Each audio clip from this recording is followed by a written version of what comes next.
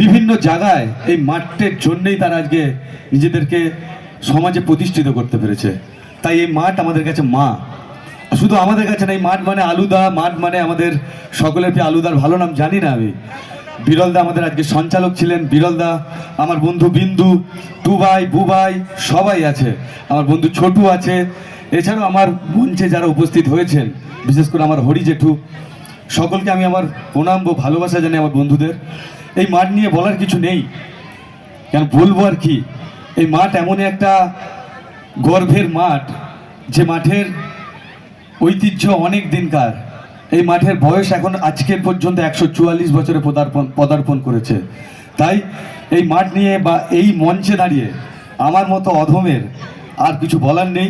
আমি বেশি কিছু বলছি না, অনুষ্ঠান চলছে, অনুষ্ঠানটা চালাতে দিন।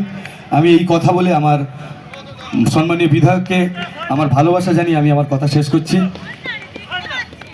নমস্কার।